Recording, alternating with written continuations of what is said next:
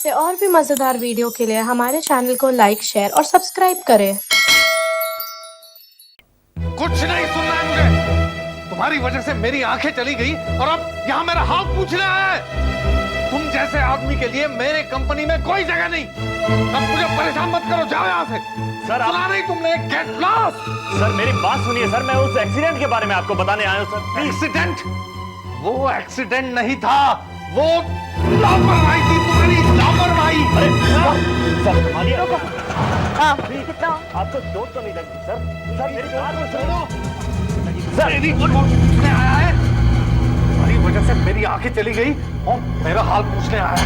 मैं तो तुम्हें गोली मार के जाऊंगा। सर सर ये क्या कर रहे हैं सर आप? प्लीज सर, ये मेरा हाल पूछता है।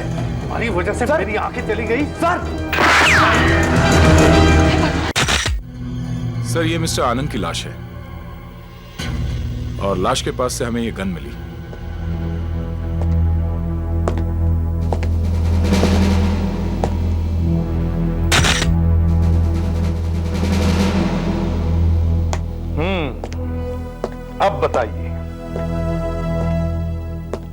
अब बताइए क्या हुआ? आपने आनंद को क्यों मारा? नहीं नहीं नहीं एसीपी साहब, मैंने आनंद को नहीं मारा। मैंने ना सिर्फ उसे जान से मारने की धमकी दी थी। मैं वाकई नहीं जानता एसीपी साहब कि ये कैसे मरा, किसने इसे मारा। माला जी। माला माला तुम एसीपी साहब को बता दो ना कि मैंने नहीं मारा है।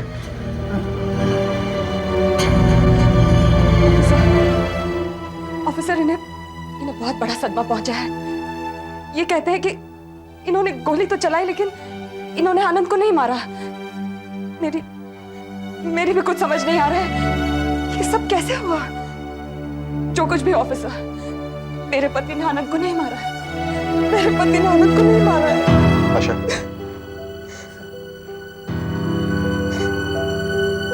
मैडम आइए, चलिए आइए।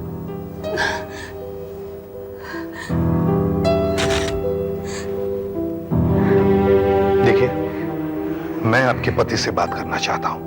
आपसे मैं बाद में बात करूंगा। फिलहाल आप घर में अंदर जाकर देखिए और हमें बताइए कि आपका कुछ सामान गायब हुआ है या नहीं।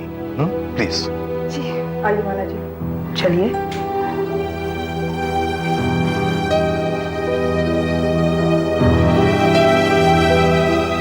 चलिए माला जी, आइए आइए आइए। देखिए, थोड़ी देर पहले आपकी बीवी ने हमें बताया कि शाम के 7:30 बजे वो बाजार गई थी कुछ खरीदने के लिए। तब आप घर पर अकेले ही थे। मगर करीब 8:30 बजे जब वो वापस लौटी तो उन्होंने गोली चलने की आवाज सुनी। जैसे ही वो दौड़ती हुई अंदर आई, उन्होंने देखा कि आपके हाथ में रिवॉल्वर था और आनंद मरे पड़े थे। अब आप ही हमें बताइए कि 7:30 और 8:30 बजे के बीच हुआ क्या था? एसीपी साहब, 8:15 के करीब मैं यहीं था, इसी कमरे में यहीं बैठा था।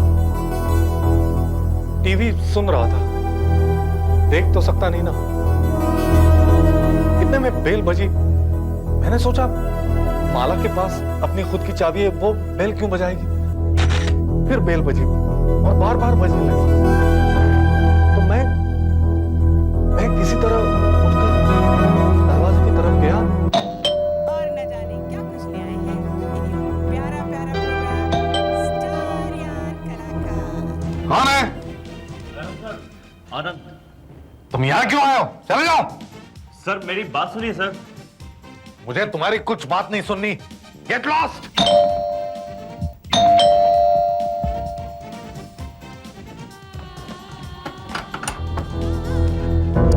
क्या है?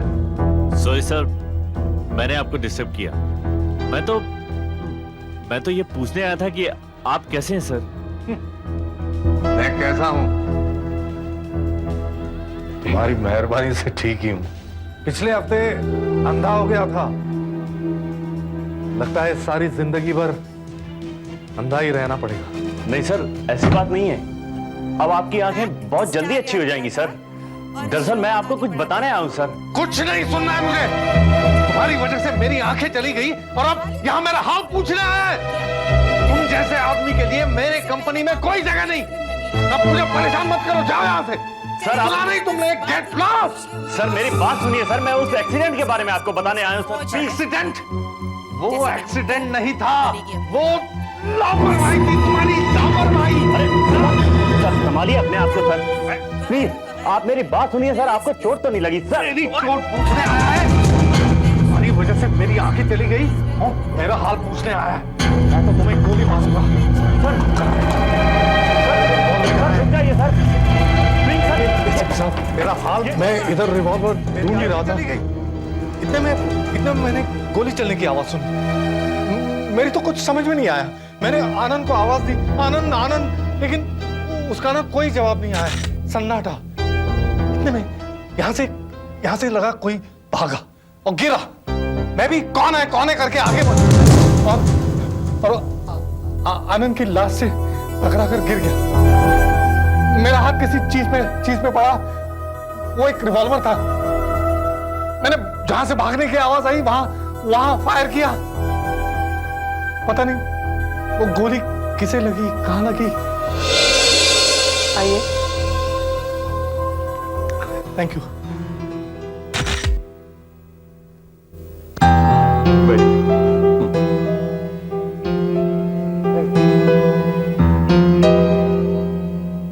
माला जी, आपने एक ही गोली की आवाज सुनी थी ना? जी, मैं रिक्शे वाले को पैसे दे रही थी जब मैंने गोली की आवाज सुनी। मैं घबरा गई, मुझे लगा कहीं कवि ने अपने आप को गोली तो नहीं मार दी, तो मैं अंदर आई। हाँ, लेकिन ये कह रहे हैं कि 2 गोलियां चली और आप कह रही हैं एक ही गोली की आवाज सुनी। आवाज सुनने के कितनी देर बाद आप अंदर आई? यही कोई 1 आधे मिनट में। क्या आपने किसी को देखा या सुना? मतलब घर के पिछले दरवाजे या खिड़की से कोई भाग गया हो तो? जी नहीं, मैंने किसी को नहीं देखा। मैं सिर्फ अंदर आई और मैंने आनंद की लाश देखी। सर किचन के पास एक खिड़की खुली है, हो सकता है चोर वहीं से भाग निकला हो। पिछली तरफ गार्डन है सर। खेत में से मेरी ज्वेलरी और कैश भी गायब है। मुझे लगता है किचन की खिड़की से ही चोर अंदर आया होगा। राइट। और एसीपी साहब, उसी ने मेरा रिवॉल्वर चुरा लिया और आनंद को मार दिया।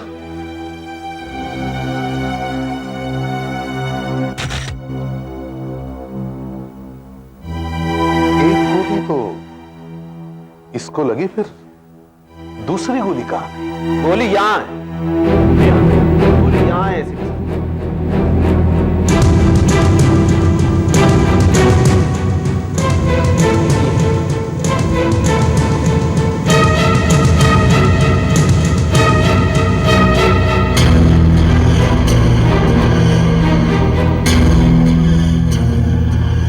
ये देखिए, ये है गोली। जरा गन देना।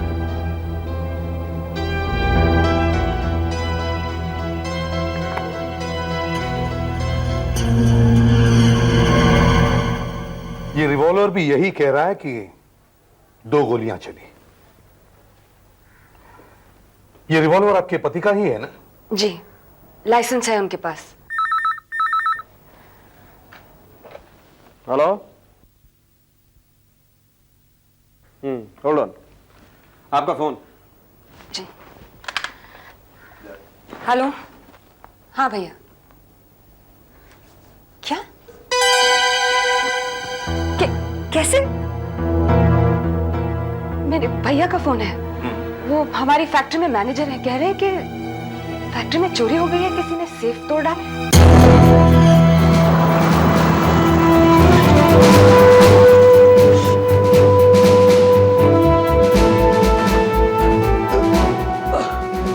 आप नवीन कुमार? जी मैं ही नवीन कुमार। क्या हुआ? जी पहले ये बताइए, घर में सब ठीक तो है? जी हाँ जी दीदी, सब ठीक तो है। मैं कब से फोन लगा रहा हूँ, कोई फोन ही नहीं उठा रहा है। ये बताइए यहाँ क्या हुआ? और ये जख्म ज्यादा गहरा तो नहीं है?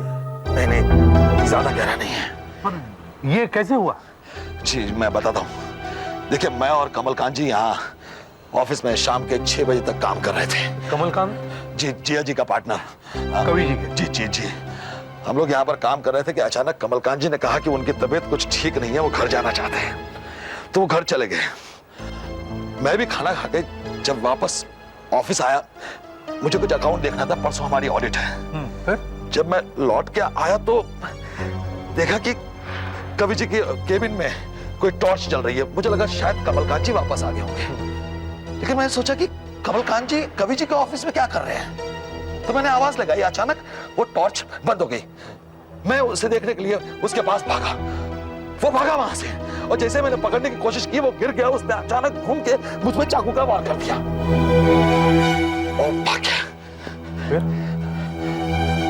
मैंने सोचा कि मुझे पुलिस को बुला लेना चाहिए, लेकिन पुलिस को बुलाने के पहले अगर मैं कवि जी को फोन कर दूं तो बेहतर है, इसलिए मैं फोन किया वहां। कौन हो सकता है वो? मैं उसे ठीक से देख नहीं पाया। ये सब कुछ इतना जल्दी हो गया कि क्या बताऊं। एक चोर कवि के घर पर 8 बजे आता है और घर की तिजोरी तोड़ता है। थोड़ी देर बाद कोई कवि के फैक्ट्री में भी तिजोरी तोड़ देता है। ये इत्तेफाक नहीं हो सकता। ये कोई ऐसा वैसा चोर नहीं है। ये एक ऐसा आदमी है जिसे किसी खास चीज की तलाश है। पर ये खास चीज क्या हो सकती है? क्या हो सकती है ये खास चीज? समझ में नहीं आ रहा, क्योंकि जिया जी फैक्ट्री में कोई कैश वगैरह तो रखते नहीं है। हो सकता है कि कुछ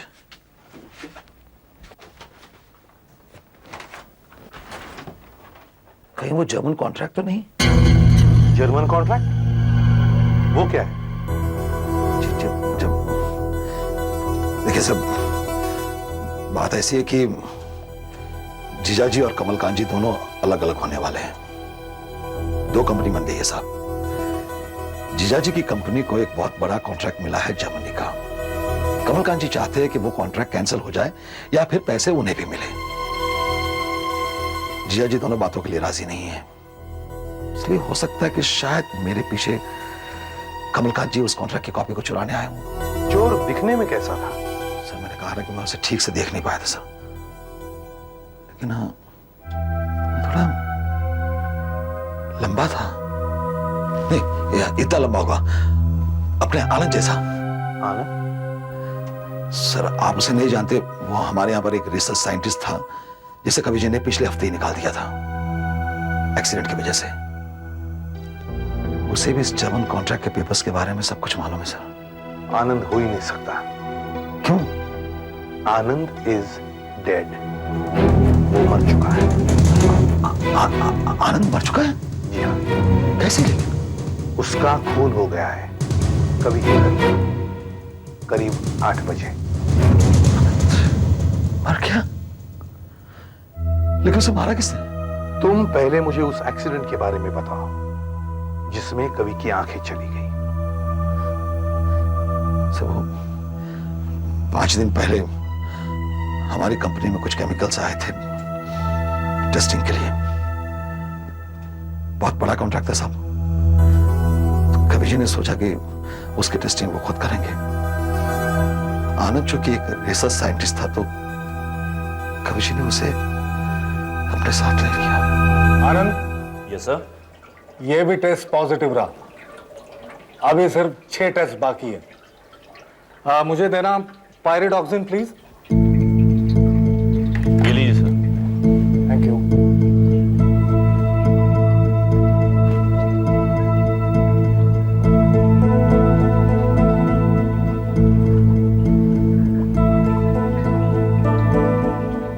गुड, ये भी पॉजिटिव।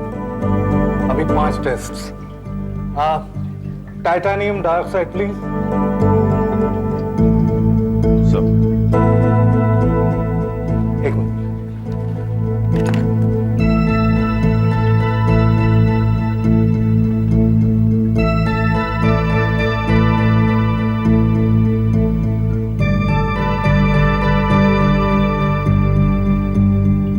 गुड, ये भी पॉजिटिव। अभी 4 टेस्ट। ट्राइनाइट्रेट देना, एसिडिक ट्राइनाइट्रेट। संभल के देना।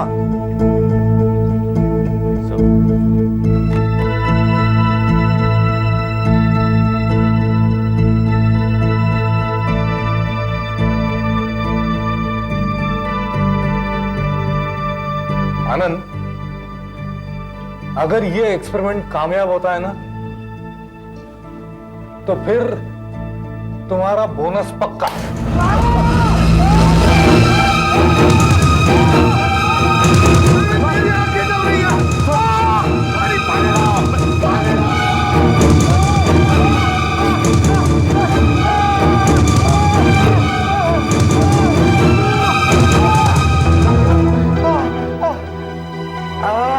आनंद, कहाँ हो तुम? मैं यहाँ हूँ सर, आपके सामने। मुझे कुछ दिखाई नहीं दे रहा, मैं अंधा हो गया हूँ।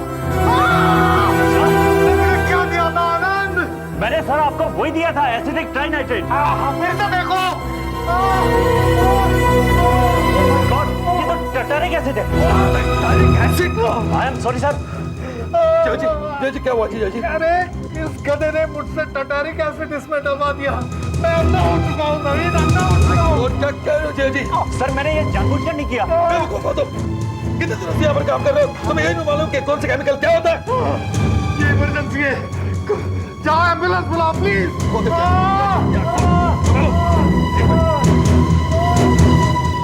हम उसी समय जीजा जी को डॉक्टर के पास लेके गए। डॉक्टर ने बताया कि उनका अंधापन 5-6 घंटे में ठीक हो जाएगा, लेकिन अब तो 5-6 दिन हो गए हैं और जीजा जी अब तक ठीक नहीं हुए। उसी वक्त उन्होंने आनंद को नौकरी से निकाल दिया। आनंद की वजह से कवि की आंखें चली गई और शायद इसीलिए गुस्से में आकर उसने उसका खून कर दिया। और अब वो मनगढ़ंत कहानी बना रहा है कि उसके घर में कोई चोर घुस आया था।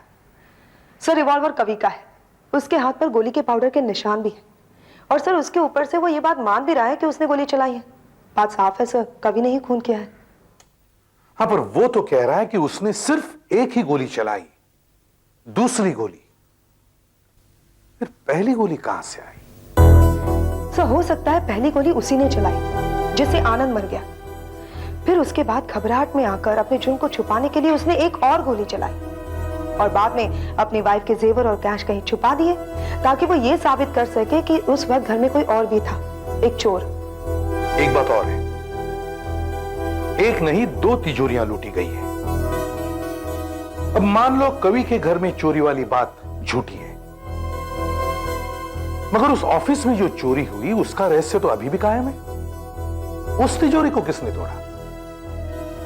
कवि ने तो यह भी बताया था कि जर्मन कॉन्ट्रैक्ट के पेपर्स जो उस तिजोरी में थे वो भी गायब है।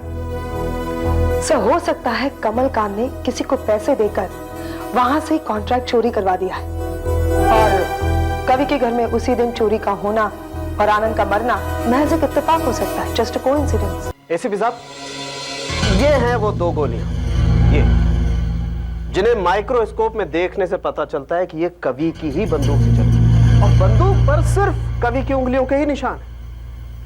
एसीपी साहब, ये गोली हमें आनंद की बॉडी में से मिली जो सीधी दिल को जाकर के लगी और तत्काल उसकी मौत हो गई। और ये दूसरी गोली, इसकी कहानी भी बड़ी अजीब है। वो क्या? एसीपी साहब, इस गोली को मैंने आपके सामने पेंटिंग में से निकाला था, लेकिन बड़ी अजीब बात यह है कि इस पर भी खून लगा हुआ है। इस पर भी खून लगा हुआ है जी? इसका मतलब है पेंटिंग। हाँ, खून जरा सा है लेकिन है खून ही। आनंद का ही? नहीं, आनंद का खून ये हो ही नहीं सकता है क्योंकि आनंद की बॉडी पर सिर्फ एक जख्म था, दूसरी गोली तो उसे लगी ही नहीं, लेकिन फिर भी गोली के ऊपर खून है। अब सवाल ये उठता है कि आखिर ये खून है किसका? इसका मतलब है कवि सही कह रहा है कि कमरे में कोई तीसरा आदमी भी था और ये दूसरी गोली उसको लगती हुई पेंटिंग में जाकर धंस गई। और इसका मतलब यह भी हो सकता है डॉक्टर साहब, क्या? कि कहीं वो तीसरा आदमी ही तो खूनी नहीं है। हेलो, अरे अच्छा, दैट्स गुड। हाँ ठीक है, ओके। दया का फोन था। कमलकांत मिल गया है। सर। हाँ सर, ये मिस्टर कमलकांत हैं। इनका कहना है कि ये घर पर ही थे, सो रहे थे, और इन्हें ना तो फोन की घंटी की आवाज सुनाई दी, ना ही दरवाजे की घंटी। देखो देखो ऑफिसर, एक तो यह आदमी जबरदस्ती मेरे घर में घुसा है, ना तो मुझे कुछ बताता है, ना ही मुझे कहीं जाने देता है। मैं पूछता हूं आखिर ये हो क्या रहा है, आखिर बात क्या है?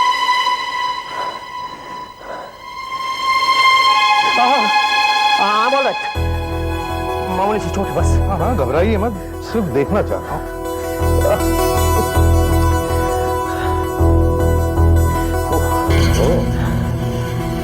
आपके पैर की चोट काफी गहरी है।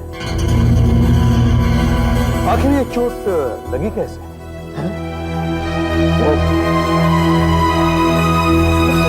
क्या हुआ कि मैं वो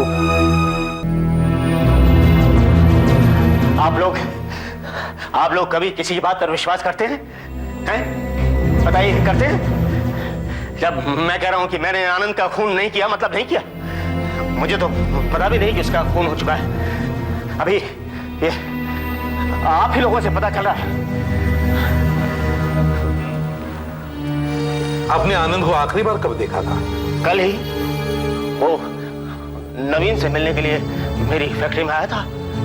मैंने उससे कहा, बल्कि अपनी तरफ से ऑफर दी थी कि वो मेरे और कवि के अलग हो जाने के बाद मेरी कंपनी में काम कर ले। उसने कहा था कि वो सोचेगा। ऑफिसर, वो बहुत ही मेहनती और ईमानदार आदमी था। अरे भला मैं उसे क्यों मारने लगा? मैं तो उसे अपनी फैक्ट्री में काम देने वाला था। और पैर में ये चोट कैसे लगी? आप बताओ ऑफिसर, मैंने कहा ना, कल भी हमेशा की तरह मैंने कुछ ज्यादा ही पी ली थी। मुझे सिर्फ इतना याद है कि मैं टॉयलेट से जब बाहर आया तो किसी ने भारी सी चीज मेरे सर पे मारी। बस उसके बाद मुझे कुछ भी याद नहीं। और सुबह जब आंख खुली तो मैंने देखा कि मैं अपने बिस्तर पे हूं और मेरे पांव में चोट लगी हुई है। किसी ने इनके सिर पर जोर से मारा, फिर उस आदमी ने इन्हें बिस्तर पर लेटा दिया, फिर वो वहां से चला गया चुपचाप, चोरी भी नहीं की, और फिर इनके पैर पर अपने आप ही घाव हो गया। अच्छी है कहानी आपकी कमलकांत जी, अच्छी है। देखते हैं कहानी कहां तक सच है। हाँ डॉक्टर साहब, एसीपी साहब आइए। मैंने जांच कर ली है।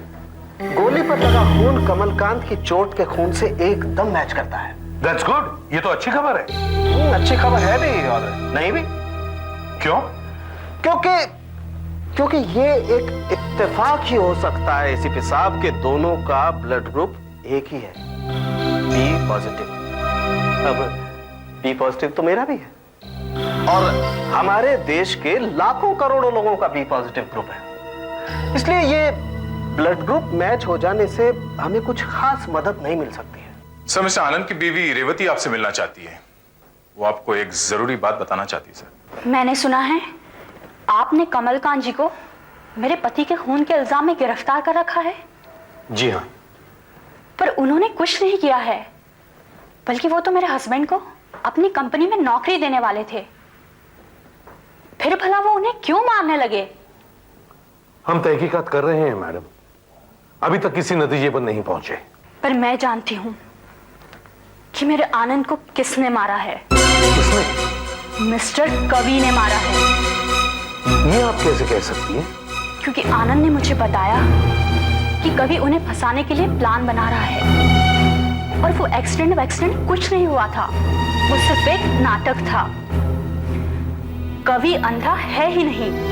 मैं आपको पूरे विश्वास के साथ कह सकता हूं कि कवि को बिल्कुल दिखाई नहीं दे रहा। डॉक्टर साहब, ये बताइए कि हुआ क्या है?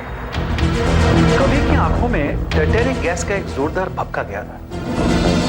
ये कुछ टीयर गैस की तरह है, लेकिन ज्यादा स्ट्रॉन्ग है। इससे आंखों की पुतलियां यानी कि प्यूपिल्स फैल जाती हैं, डायलेट हो जाती हैं, और इसीलिए कुछ समय तक कुछ दिखाई नहीं देता।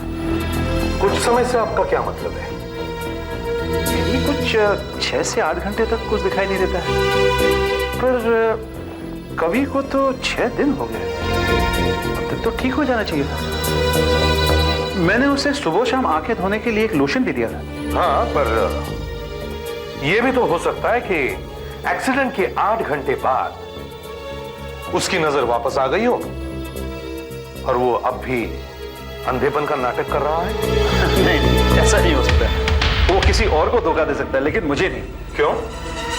हमारे यहाँ आंखें टेस्ट करने के लिए तमाम तरीके हैं, तमाम इक्विपमेंट्स हैं। देखिए, और फिर मैं भी तो सुबह शाम उसकी आंखें चेक कर रहा हूँ।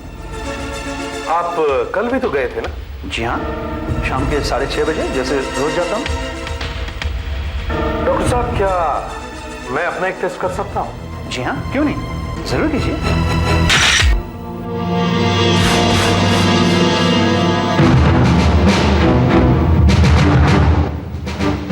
कौन है? मैं एसीपी प्रद्युमन। हेलो।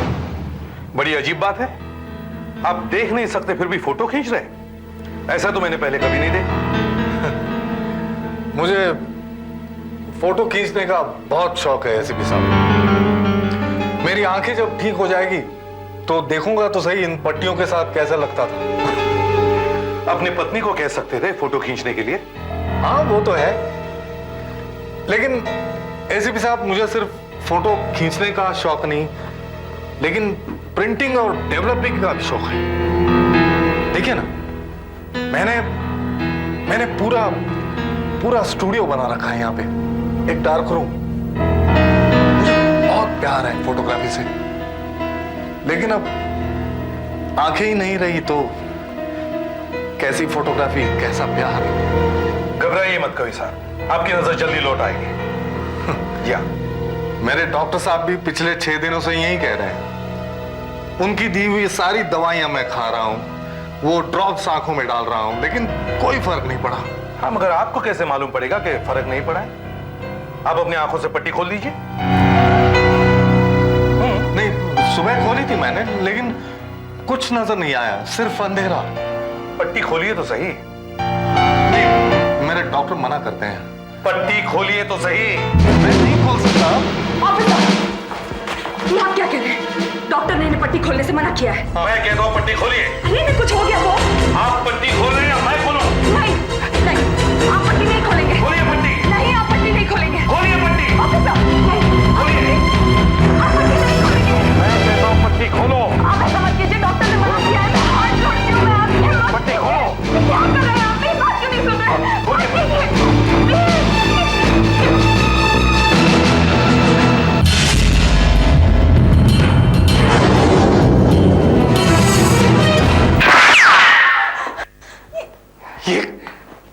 ये क्या मजाक है एसीपी साहब? अगर मुझे कुछ हो जाता तो? घबराइए मत, नकली गोली थी, लेकिन इसका मतलब है आप देख सकते हैं। हाँ, मैं देख सकता हूँ। माला, मैं देख सकता हूँ। आप देख सकते हैं। मैं देख सकता हूँ माला। देख सकते हैं।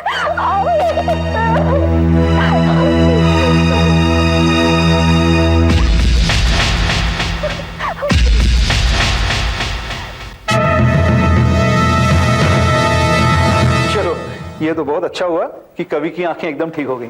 अब उसे देख के तो लगता है कि एक्सीडेंट कभी हुआ ही नहीं था। जब मैं पहले ही आपसे कह रहा था कि कभी झूठ बोल रहे तो आप मानने को तैयार ही नहीं थे।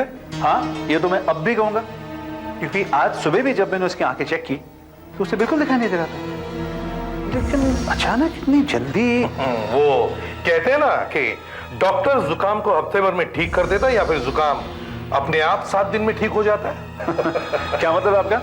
मतलब ये कि कवि की नजर इसलिए वापस आई क्योंकि 6 दिन में उसने पहली बार आपकी दी हुई दवाई आंखों में नहीं डाली है।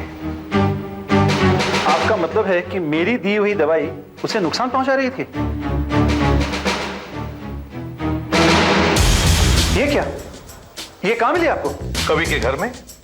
यही है ना वो लोशन जो आपने कवि को आंखें साफ करने के लिए दिया था? बिल्कुल नहीं, ये तो टैरिक एसिड है, इसी से तो वो अंधा हुआ था। इसे जितनी बार आंखों में डालोगे उतनी बार ही पुतलियां फैल जाएंगी और आदमी अंधा ही रह जाएगा। I see। मगर उसकी बीवी ने बताया कि वो इसी से उसकी आंखें साफ किया करती थी, और जब 1 घंटे बाद आप उसकी आंखें टेस्ट करने जाते थे तो आप उसे अंधा ही पाते थे। अब डॉक्टर साहब मुझे आप ये बताइए कि कवि जानबूझकर अपने आप को क्यों अंधा बना रहा है? ऐसा नहीं हो सकता। आपको तो पता है कवि एक अच्छा फोटोग्राफर है, और फोटोग्राफर के लिए आंखें सब कुछ होती है। वो मर जाएगा लेकिन अंधा होकर जीना कभी पसंद नहीं करेगा। तो फिर दवाई की जगह ये एसिड किसी और ने रख दिया होगा। कौन हो सकता है? उसकी बीवी माला? मगर इस एसिड का असर तो कुछ ही घंटों तक रहता है। मतलब अगर वो 9 बजे इसे लगाए तो शाम के 3-4 बजे तक इसका असर रहेगा, और जब दोबारा आंखें साफ करने के लिए पट्टी खोली जाएगी तो उसे दिखना चाहिए। हाँ, लेकिन इससे हुआ क्यों नहीं?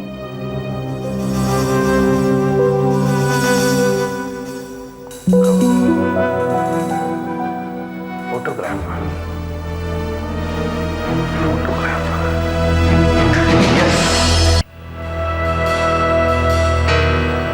डॉक्टर साहब, आपका सवाल यही था ना कि एसिड का असर खत्म होने के बाद भी कवि को दिखाई क्यों नहीं दे रहा था? Am I right? That's right। आशा, तुम दया की आंखों पर रुई रखकर पट्टी बांध देना जैसे कवि की आंखों पर बंदी होती थी। अब मैं आप लोगों को एक जादू दिखाता हूं। माला जी, ये वही रुई और बैंडेज है ना जो आप अपने पति की आंखों पर बांधते थे? जी। अच्छा, पट्टी बांधना शुरू करो। दया की आंखें बिल्कुल ठीक है, उसे सब कुछ अच्छी तरह से दिखाई देता है, मगर जैसे ही दया की आंखों से पट्टी खोली जाएगी उसे कुछ दिखाई नहीं देगा। दया, मैं 5 तक गिनूंगा, उसके बाद में पट्टी खोल देना। डॉक्टर साहब, आप दरवाजा बंद कर दीजिए। 1, 2, 3।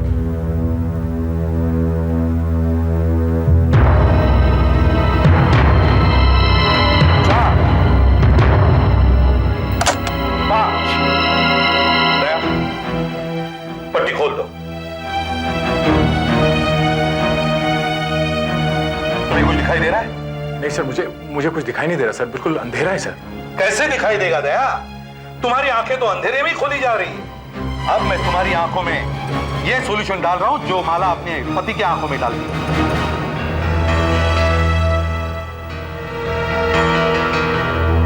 कुछ दिखाई दे रहा है दया? नहीं सर। लाइट ऑन करो।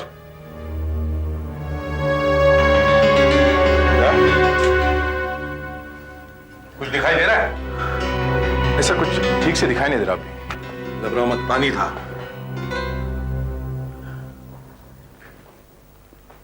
ऐसा ही कुछ कवि के साथ होता था।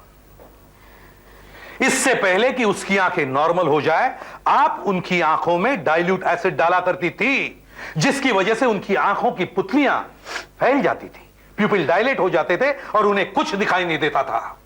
माला जी, आप अपने पति को अंधा क्यों रखना चाहती थी? ये सोचकर कि अंधेपन से तंग आकर वो आत्महत्या कर ले, या फिर आपने आनंद को इसलिए मारा कि आपके पति फंस जाए और फांसी पे चढ़ जाए? नहीं ऑफिसर, मैं अपने पति से बहुत प्यार करती हूँ।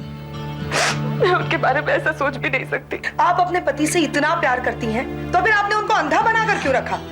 अपने भाई की वजह से। उसी ने मुझे मजबूर किया नवीन को मारने। मैं आपको क्या बताऊं ऑफिसर, मैं क्या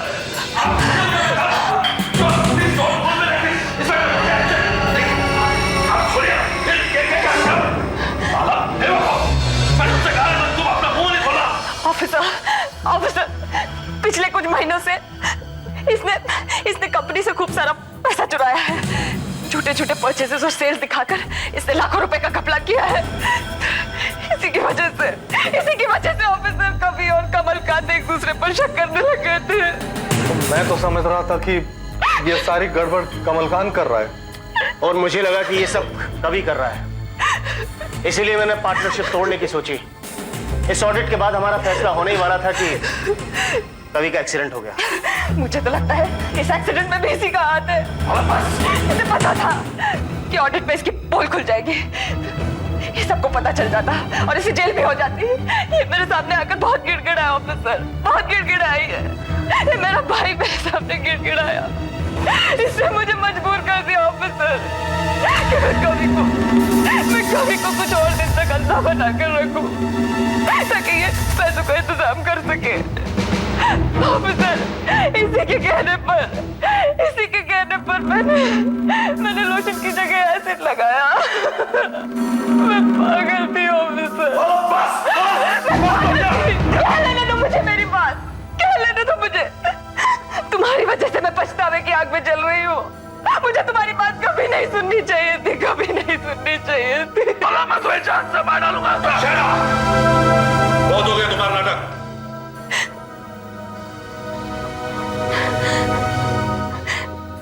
कल दोपहर मैंने नवीन को फोन पे कहा कि मैं अब ये सब नहीं करूंगी, लेकिन इसके पास पैसों का इंतजाम हुआ ही नहीं था। इसने एक्सीडेंट में तो आनंद को फंसा ही दिया था और पैसों के चक्कर में ये कमलकांत को फंसवाना चाहता था। लेकिन हमारी ये बातें आनंद ने सुन ली, जो नवीन मुझे फोन पे कह रहा था। बेचारा वो तुम्हारा डेस्क साफ करने आया था, लेकिन नवीन ने उसे देख लिया। वो बहुत घबरा गया और दौड़कर मेरे पास आया और कहने लगा कि आनंद यहाँ कभी से बात करने जरूर आएगा, इसलिए तुम यहाँ से बाहर जाओ, मुझे यहीं पर छोड़ दो, मैं संभालूंगा सब। अगर उसने कमल से कह दिया तो? कमल इस वक्त शराब पी के टोन होगा, सुबह तक उठने वाला नहीं है वो। क्या कह रहे हो तुम? मेरी कुछ समझ नहीं आ रहा, तुम पता नहीं क्या कह रहे हो। अब तुम यहाँ से जल्दी जाओ। माला, किससे बात कर रही हो? वो मैं किसी से नहीं,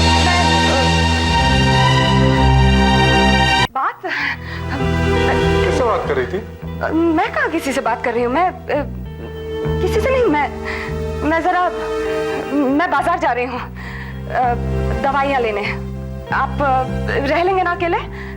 मैं घंटे भर में मैं वापस आ जाऊंगी, आपको कोई तकलीफ तो नहीं होगी ना? माला, मैं संभालूंगा, चिंता मत कर। तुम हो आओ। एक मिनट, तुम मुझे वो जरा रिमोट तो देती जान, टीवी। रिमोट? हाँ। वो ये रहा। Thank you. वो आओ। और उसके बाद क्या हुआ ये तो मुझे भी नहीं मालूम ऑफिसर। नवीन कुमार, अब आप बताइए और सच सच बताइए कि क्या हुआ था। बताता हूं, एक्सक्यूज मी, बताता हूं। मैंने कवि का रिवॉल्वर उसके ड्रॉअर से निकाल लिया, उसे पता भी नहीं चला, और मैं आनंद का इंतजार करने लगा।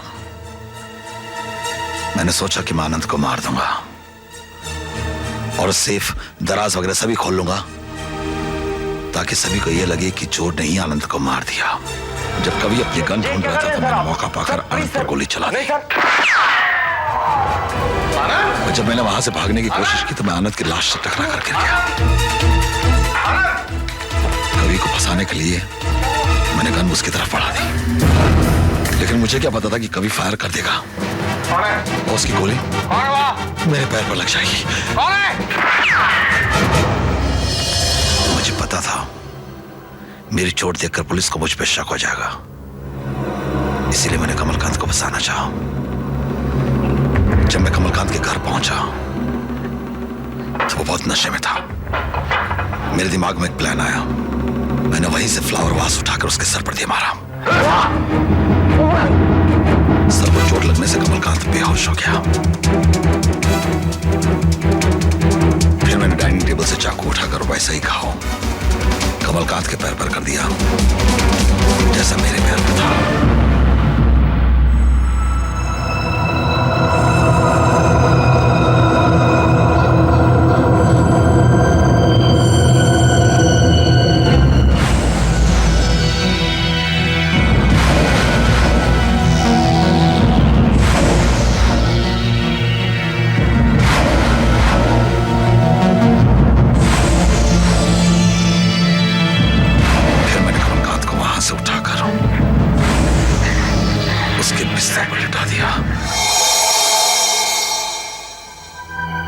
मुझे लगा कि जब पुलिस उसके पैर के घाव को देखेगी तो वो ये समझेगी कि ये गोली का घाव है। और तब तुम फैक्ट्री भागे और वहां भी एक डकैती का नाटक रच दिया और अपनी चोट छुपाने के लिए एक और कहानी बनाई। मिस्टर नवीन कुमार, तुम्हारे इस गबन से तुम्हें सिर्फ कुछ ही सालों की सजा होती, पर तुमने एक निर्दोष इंसान की जान ली है। अब या तो तुम्हें फांसी होगी या फिर आजीवन कारावास।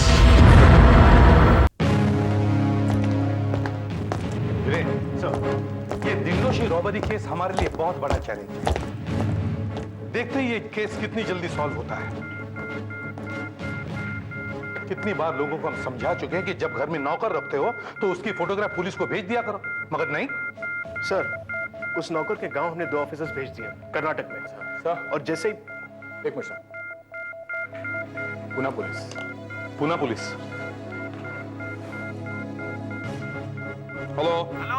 हाँ, एसीपी प्रद्युमन हियर, बोलो। सर, 3 घंटे पहले यहाँ लक्ष्मी रोड पर 2 हथियारबंद आदमियों ने बहुत बड़ा डाका डाला है। उन्होंने एक सिक्योरिटी गार्ड को भी गोली मार दी sir. My god, security guard की हालत क्या है? सर, वो आईसीयू में है। आईसीयू में? गोली निकाल रहे, बाद में उन 2 आदमियों से एक पुलिस की गोली से मारा गया, दूसरा फरार है। लगता है वो बाय रोड बॉम्बे की तरफ आ रहा है। ठीक है, हम सभी एंट्री पॉइंट्स पर सिक्योरिटी तैनात करवा देते हैं। जी सर। अच्छा, उसकी कोई पहचान, आइडेंटिटी किट तैयार है? वो तो फैक्स कर दो। आइडेंटिटी किट बन रहा है सर, पर मैं फिर भी आपको उसकी पहचान करा देता हूँ। उसकी उम्र? 29-30 के आसपास सर। 29-30 के आसपास? जी सर। कद? कद 5 फीट 8 इंच और सर उसका रंग गेहुआ है। गेहुआ? वजन? 60-65 के करीब सर। 60-65? अच्छा सर, बहुत घनी मूछे दाढ़ी है। ओह, घनी मूछे दाढ़ी है। अच्छा, वो उसने क्या पहना है? उसने ग्रे टी शर्ट और जीन्स पहनी है। ग्रे टी शर्ट और जीन्स? और हाथ में एक क्या हाथ में? सर, हाथ में एक वो हाथ में लेदर बैग है सर। लेदर बैग जिसमें लूट का माल है। लेदर बैग जिसमें लूट का माल है? हाँ सर। अच्छा, कोई हथियार? रिवॉल्वर है 0.22 का। ओह, रिवॉल्वर .22। जी सर। ठीक है, आइडेंटिटी किट जल्दी फैक्स करवा दो। Yes sir. तब तक हम नाकाबंदी करवाते हैं। Okay sir. And don't worry, हम उसे पकड़ लेंगे। Okay, over. भाई गाड़ी ले लो आगे, चलो यहाँ दिखाओ सर। सर, सड़क का ये सब थोड़ा सुनसान था, इसलिए रोड ब्लॉक यहीं पर लगा दिया सर। और सर, ऑक्टा नाके में काफी प्रॉब्लम हो सकती है। एक तो वैसे ही वहां बहुत चहल पहल है और किसी को भी खामखा चोट वोट लग सकती है। जाने दो। सब ठीक है? यस सर, सब ठीक है। जंगल में अपने आदमी है ना? हाँ सर। वो जंगल में भी घुस सकता है। हाँ सर, चप्पे चप्पे पर है। सब मिला के सर 50 आदमी है दोनों तरफ। बहुत टाइट पेट्रोलिंग हो रही है सर, वो आदमी बचकर निकल नहीं सकता। गुड। ये आवाज कैसी है? तुम लोग चेकिंग ठीक से करते रहो। चलो रे।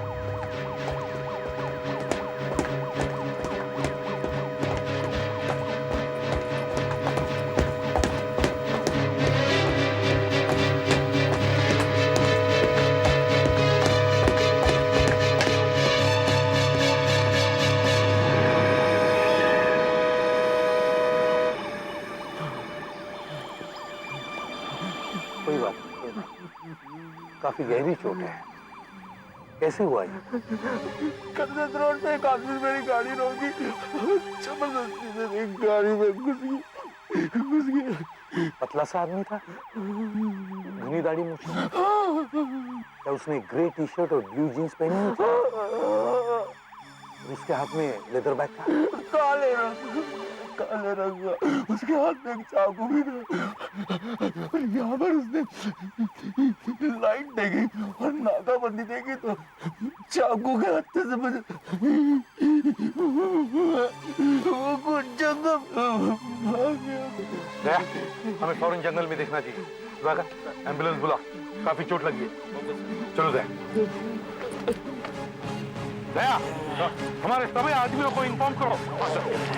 जंगल में देखते हैं, डॉग स्क्वाड को भी बुलाओ। आओ यार।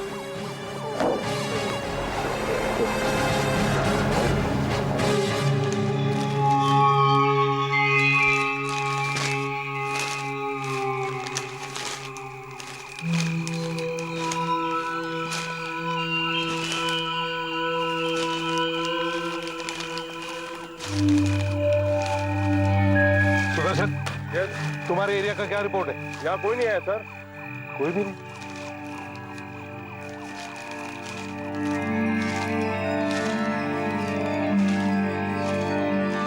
फेडरिक्स, सर क्या रिपोर्ट है? पांडे और उसके आदमी हर 10 फुट के अंतर पर तैनात थे, पर इनका कहना है कि इधर से भी कोई नहीं आया। तो फिर वो गया कहाँ? हम जिस तरफ से आए वहां भी कोई नहीं था। कहाँ गया होगा? हमसे बचकर कैसे निकल गया हो?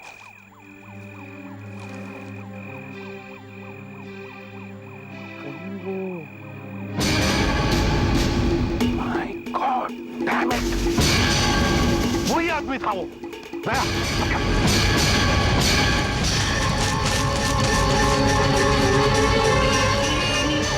सब लाइसेंस और पेपर कहाँ गई वो गाड़ी? बस गाड़ी आ गई।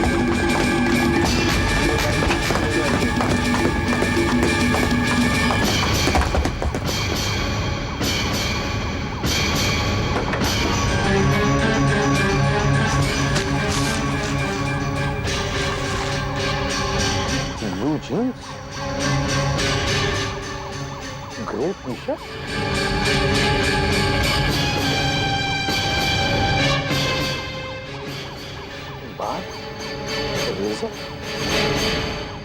कहाँ गया वो? वही मुजरिम था, वो हमें धोखा देगा। उसे तो एम्बुलेंस में गए 20 मिनट के ऊपर हो गए। 20 मिनट से ऊपर?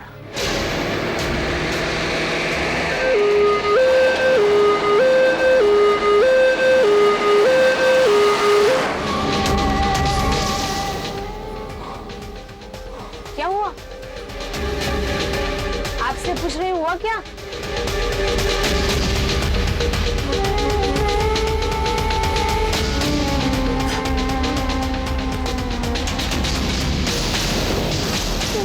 ये क्या कर रहे हो? चुपचाप बैठे रहो।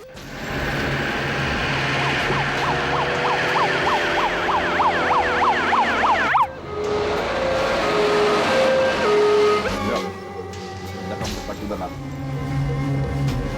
पट्टी बांधो जख्म पे।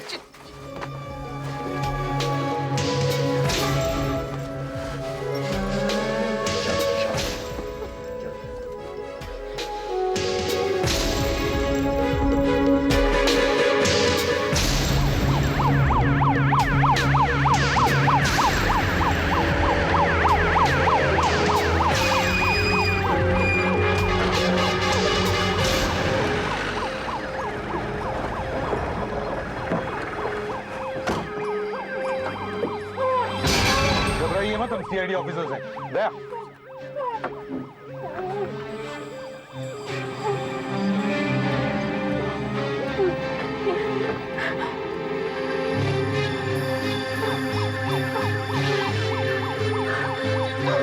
आइए प्लीज कम। वो कहाँ गया? मैंने से अपनी जगह पर पट्टी बंधवाई और सामने से टैक्सी आ रही थी। उसको रोका और बंदूक दिखाई और उसमें बैठ के चला गया। उसने बॉम्बे पुणे रोड पर टैक्सी ली है, हम उसे जरूर पकड़ लेंगे। या श्योर श्योर। अच्छा, उस सिक्योरिटी गार्ड की हालत कैसी है? ओहो, अभी भी आईसीयू में? अच्छा, आइडेंटिटी किट तैयार है? वो ग्रेट, तो फैक्स कर दीजिए। और भी कुछ इंफॉर्मेशन मिले तो फैक्स कर देना। ओके। पुणे से इंस्पेक्टर देशमुख का फोन था, आइडेंटिटी किट तैयार है, वो फैक्स कर रहे हैं। अब उस मुजरिम को पहचानने में गलती नहीं होगी। हाँ सर। हेलो, हाँ एक मिनट, फैक्स आ रहा है सर।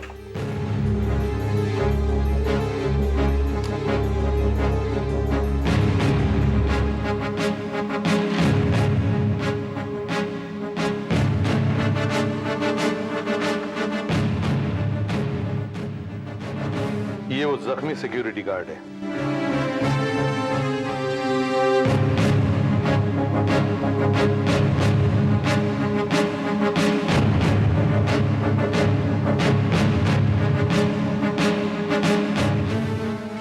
ये वो है जो मारा गया है।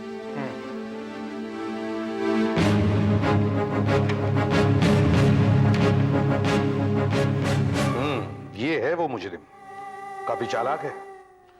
हमें होशियारी से काम लेना होगा। सर एक मिनट, ना दिखाइए। क्या हुआ? सर काफी जाना पहचाना सा लग रहा है। ये कैलाश, सर एक कैलाश जैसा लग रहा है। काफी कुछ उसी की तरह है, लेकिन नहीं, ये वो नहीं हो सकता। ये कैलाश नहीं हो सकता। ये कैलाश कौन है? सर कैलाश का बहुत बड़ा एहसान है मुझ पर। लाख कोशिश करने पर भी मैं जिंदगी भर चुका नहीं सकता।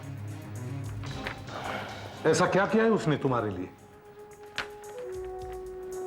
सर 2-2.5 साल पहले की ये बात है।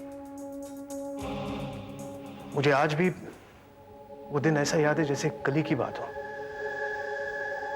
उस दिन मैं घर पर था।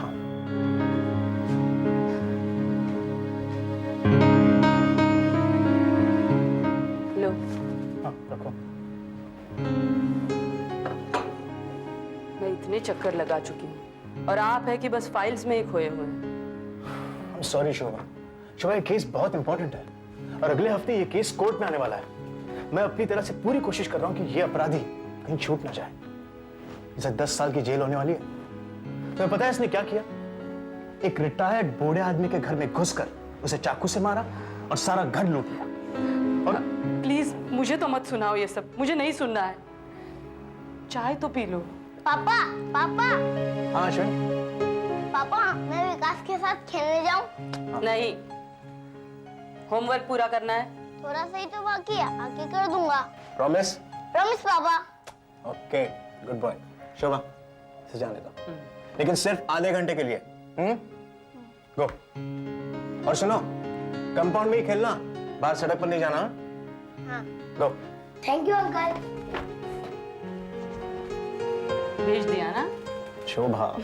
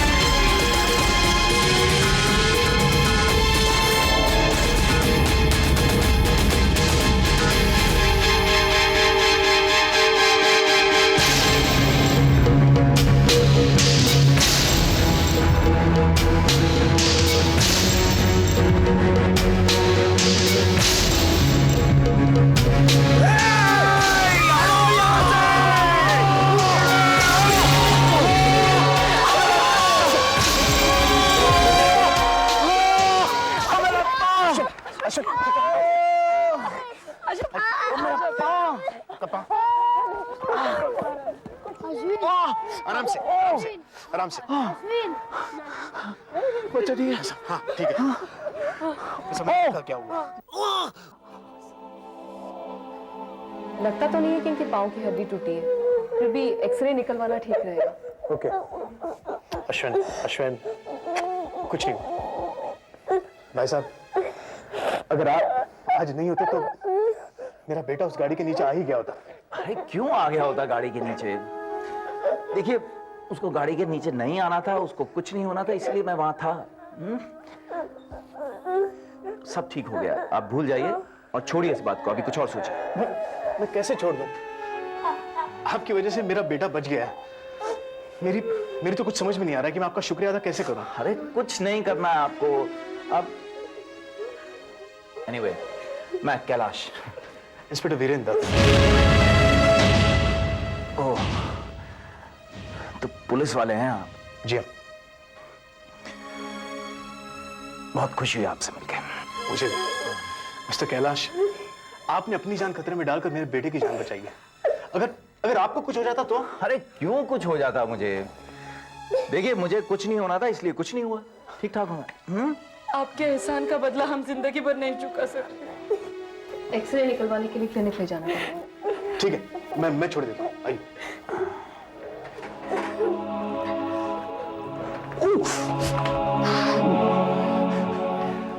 मिस्टर कैलाश, ये आपका उधार रहा मुझ पर। वैसे मैं कभी चुका नहीं सकता, लेकिन फिर भी कभी भी आपको कोई भी जरूरत पड़े तो आप मुझे याद कीजिएगा। मैं जरूर आपके काम आऊंगा। आइए। ऐसी कैसे मैं आपके पास कभी भी मदद मांगने आ जाऊं? कभी भी कोई भी जरूरत पड़े तो मुझे जरूर याद करना।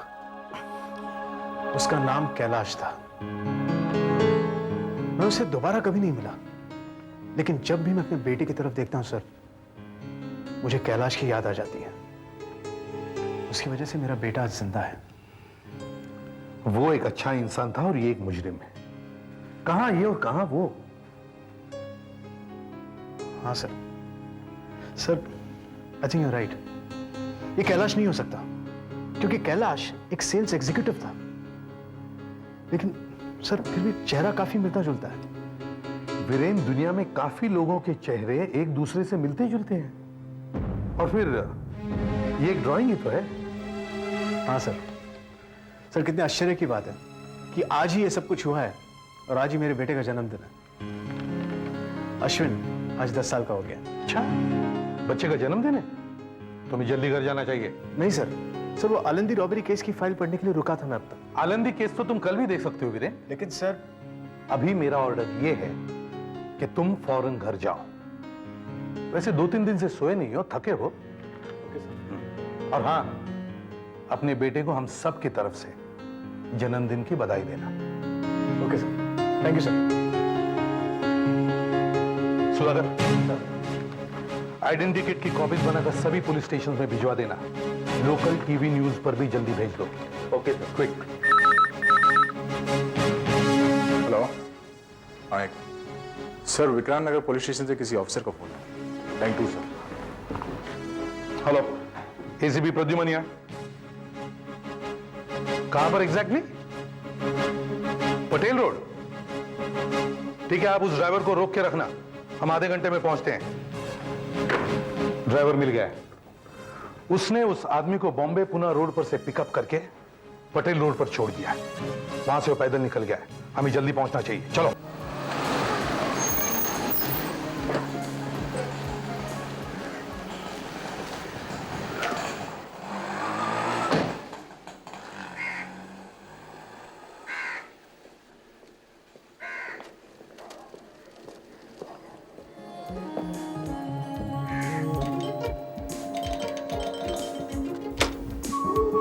Happy birthday Ashwin.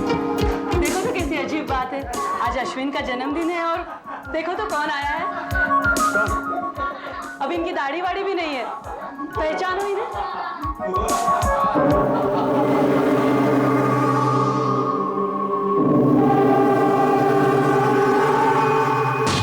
कैलाश, इतने समय बाद और यहाँ?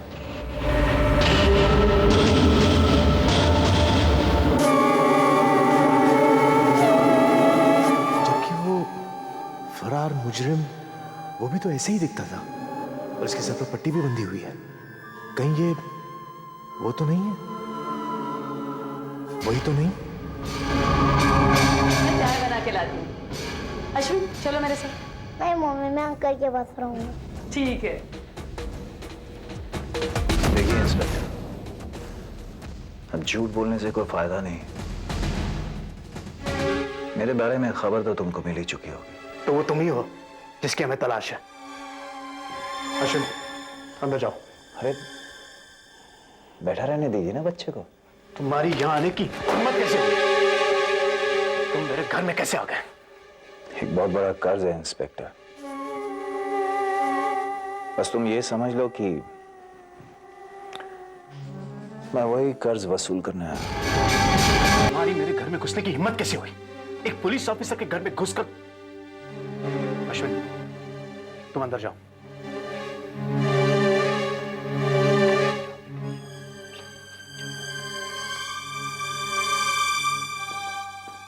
जाओ।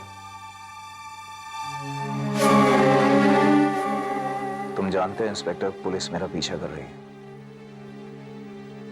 थोड़ी देर की बात है, एक पुलिस वाले के घर से ज्यादा छिपने के लिए कोई और अच्छी जगह नहीं हो सकती। मैं तुमसे मदद मांगने आया हूं इंस्पेक्टर। मदद? तुमने ये सोच भी कैसे लिया कि मैं तुम्हारी मदद करूंगा? हाँ, एक पुलिस ऑफिसर एक मुजरिम की मदद कर सकता है? देखो कैलाश, या जो भी तुम्हारा असली नाम है, तुमने यहां पर आकर एक बहुत बड़ी गलती की है। अब मैं तुम्हें गिरफ्तार करूंगा।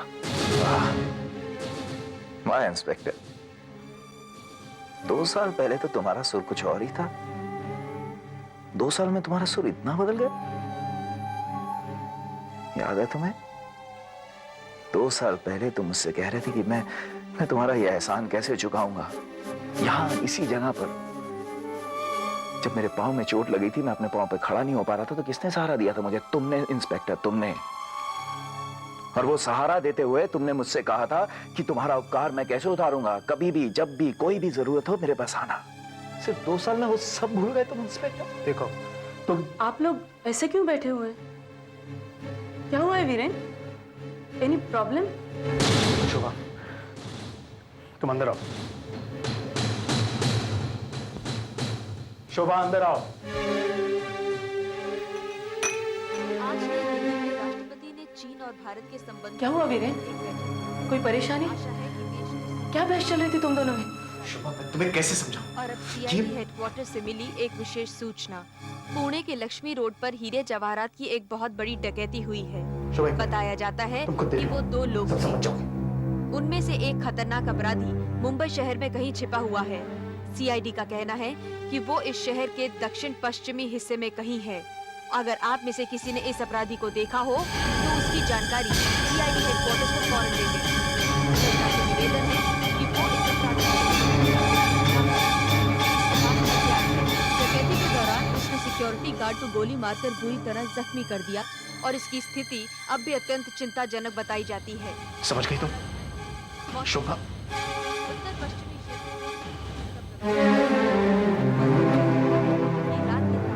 समझ गई? ये मिस्टर कैलाश कौन है और यहाँ क्यों आया? इसने सोचा होगा कि इसने हमारे बेटे की जान बचाई थी, इसलिए ये हमें मजबूर कर सकता है कि हम उससे यहाँ छुपने दें। मगर हमें इसकी मदद करनी चाहिए। पागल हो गई हो तुम? बनाने वाले इतना बड़ा डाका डाला है, एक आदमी को बुरी तरह से जख्मी किया है, और तुम कह रही कि मैं इसकी मदद करूं? लेकिन इसने हमारे बेटे की जान भी तो बचाई थी। ये सारी कहानी तुम्हारे समझ में भी आ रहा है तुम क्या कह रही हो? एक पुलिस ऑफिसर से एक मुजरिम को छुपाने के लिए कह रही हो? तो फिर एक पल के लिए भूल जाओ कि तुम एक पुलिस अफसर हो। क्यों? एक बाप की तरह सोचो। मैं तो सिर्फ इतना ही जानती हूँ कि उस दिन अगर ये आदमी न होता तो आज हमारा बेटा न होता।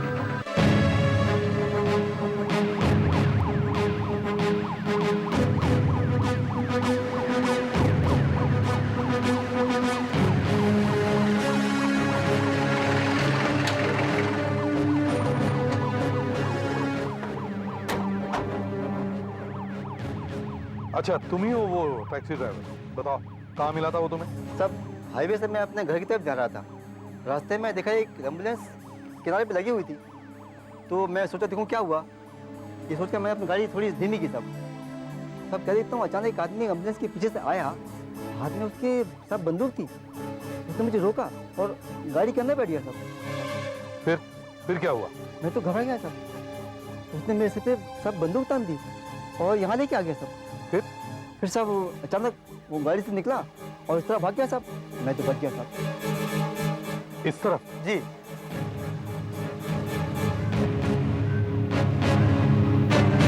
कहाँ गया होगा वो यहां से? कहाँ गया होगा? हो सकता है किसी गाड़ी में बैठ गया होगा।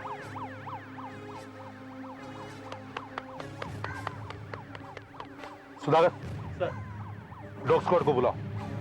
कुत्ते को वो कपड़े सुंघाओ जो हमें चेक नाके वाली गाड़ी पर मिले। सर, मैं वीरेन को फोन करता हूं, हमें उसकी भी जरूरत पड़ेगी।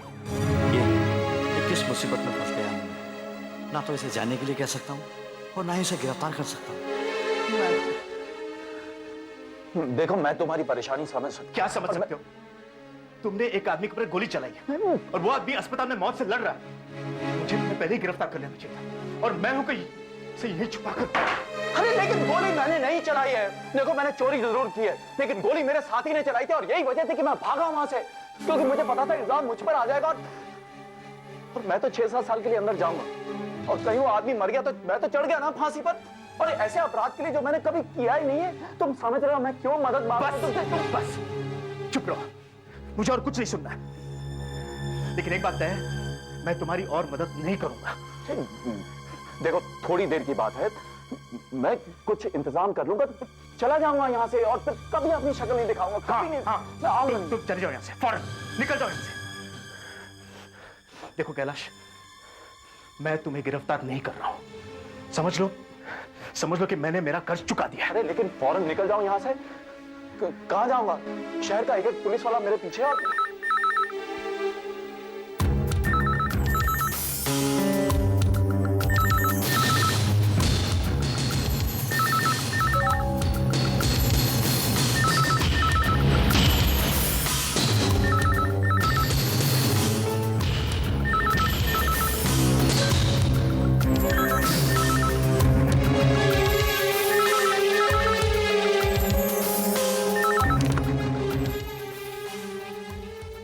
हेलो, हाँ, एसीपी साहब? जी हाँ, है। एक मिनट, बुलाती हूँ। एसीपी साहब का फोन है।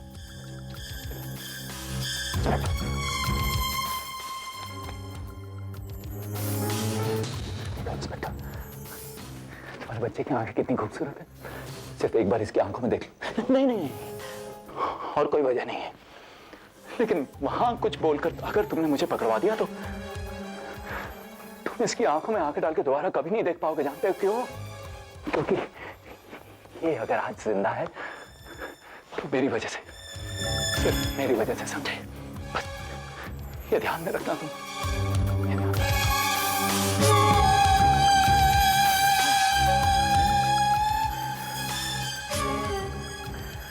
Hello sir.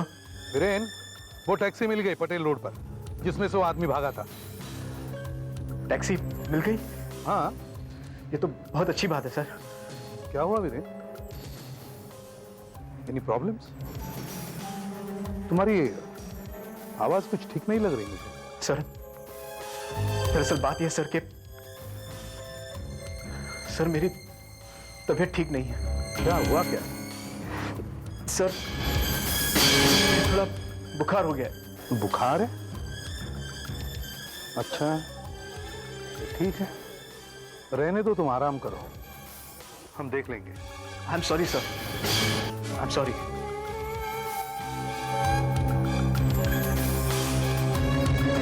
दया, ये वीरेन की तबीयत अचानक कैसे बिगड़ गई? लो, चुका दिया मैंने तुम्हारा कर्ज, गद्दारी कर ली मैंने नौकरी से। खुश?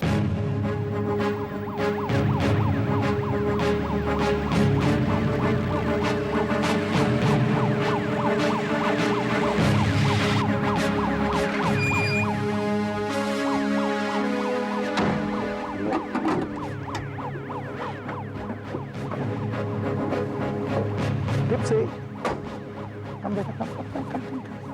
हाउ आर यू बेटा? रेडी है? Yes sir. दया, कपड़े लेकर आओ, मुझे ज्यादा दूर नहीं गया होगा। हेलो किप्सी बेटा।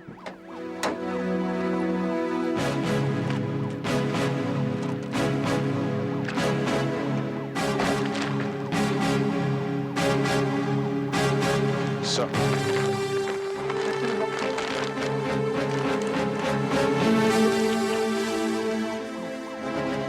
Come on, Tipsy.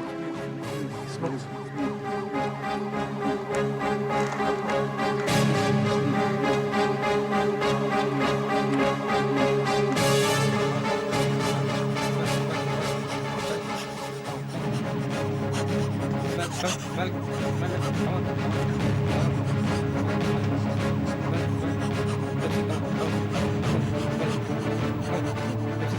Mister Kailash, ये आपका उधार रहा मुझ पर। वैसे मैं कभी चुका नहीं सकता, लेकिन फिर भी कभी भी आपको कोई भी जरूरत पड़े तब मुझे याद कीजिएगा।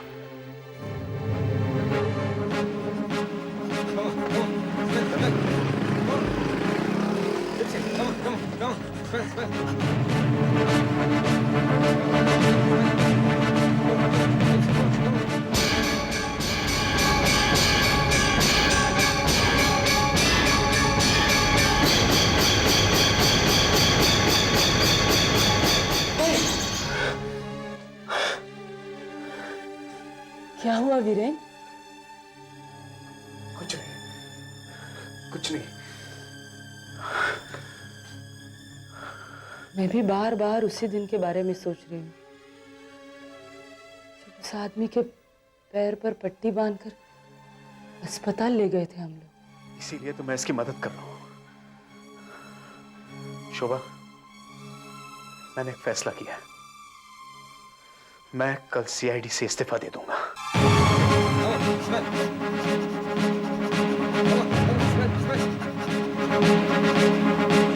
मैंने फोन पे अपने एक दोस्त से बात की है। 1 घंटे के बाद वो हमें एयरपोर्ट पे मिलेगा और वो किसी दूसरे शहर जाने के लिए फ्लाइट का बंदोबस्त भी कर देगा। बस फिर वहां से मैं इंडिया से बाहर जाने की कोशिश करता रहूंगा। ठीक है। एक और चीज, बाहर जगह जगह पुलिस का पहरा है, तो मैंने सोचा कि तुम्हारी ये यूनिफॉर्म पहन लेता हूं। बहुत सहन कर चुका हूं मैं। हद से आगे बढ़ने की कोशिश मत करो। अगर तुमने दोबारा इस यूनिफॉर्म को हाथ लगाने की कोशिश की तो मैं तुम्हारी जान ले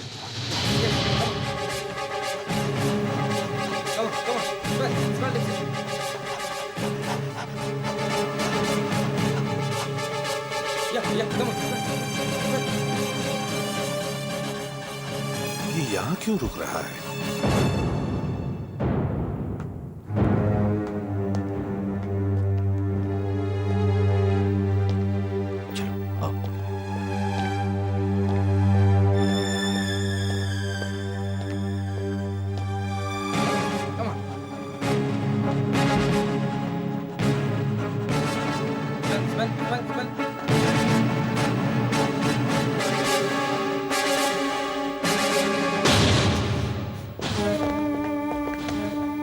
जल्दी। अच्छा मेरी एक बात सुनो, सिर्फ यहां से एयरपोर्ट तक आखिरी बार, उसके बाद मैं कभी तंग नहीं करूंगा, कभी अपनी शक्ल भी नहीं दिखाऊंगा। चलो चलो।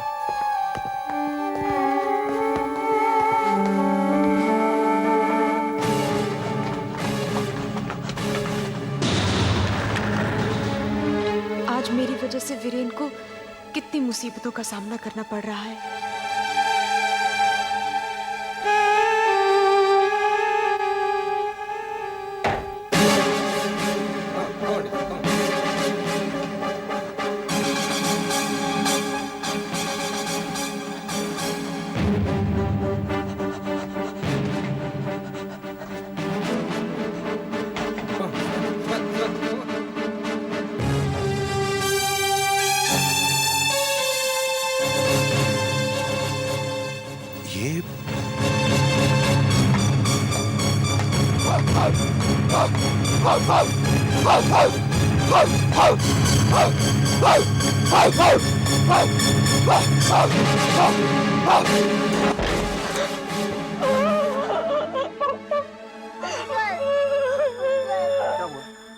क्या हुआ? क्या हुआ? क्या?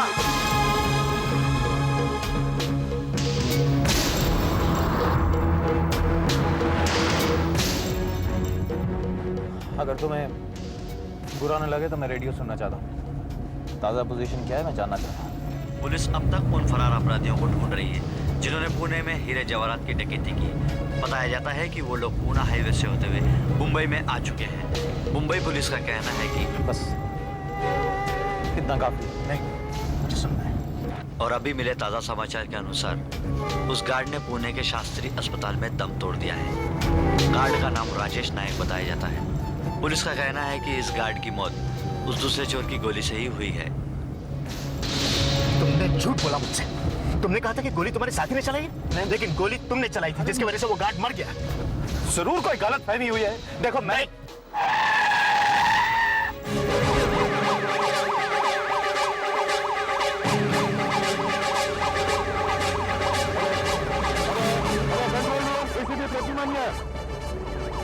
एसीपी प्रतिमान, सारे चेक नाके अलर्ट करो। वो डोमेस्टिक एयरपोर्ट की तरफ गए हैं। सारे चेक नाके अलर्ट करो, वो डोमेस्टिक एयरपोर्ट की तरफ गए हैं। Okay, over. क्या कर रहे हो तुम? अरे पीछे क्यों लेके जा रहे हो? क्या कर रहे हो तुम? दिमाग खराब हो गया तुम्हारा? अब दिमाग खराब हो गया था, लेकिन अब ठीक हो गया। देखो, गाड़ी रोको, मेरी बात सुनो। पागल हो गया तुम? अपनी जिम्मेवारी भूल गया था मैं, लेकिन अब कोई फर्क नहीं पड़ता। तुम खूनी हो। मेरी वजह से आज तुम्हारा बेटा जिंदा है, समझे? लेकिन इसकी इतनी बड़ी कीमत नहीं दे सकता मैं। देखो, रोको, गाड़ी रोको।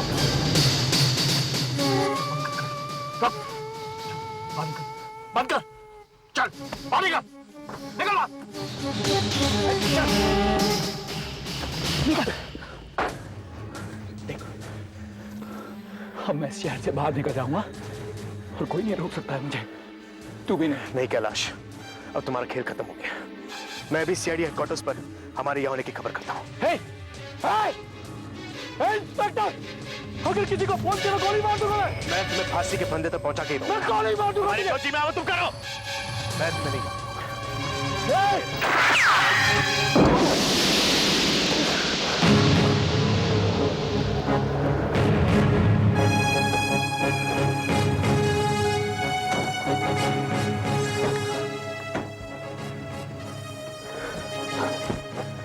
कैलाश,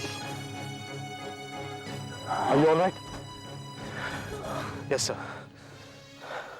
मैं ठीक हूँ।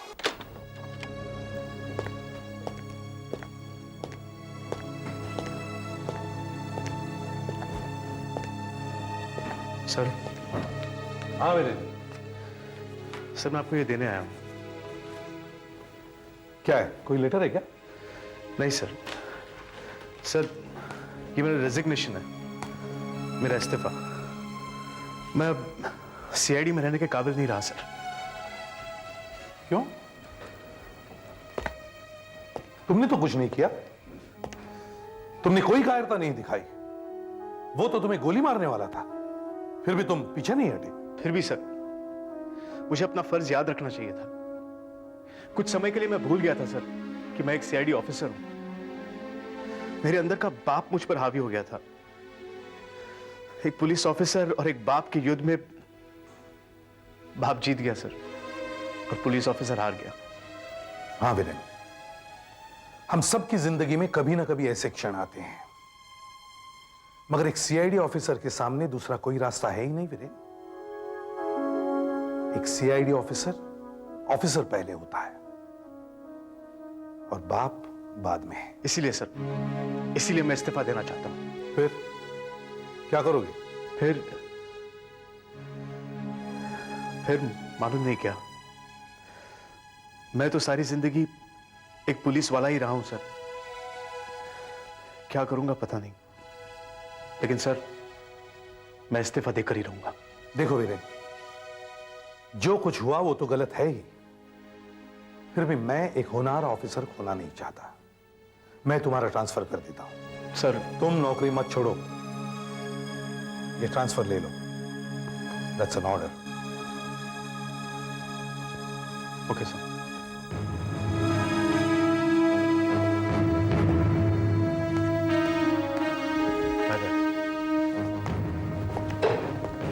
सुधाकर,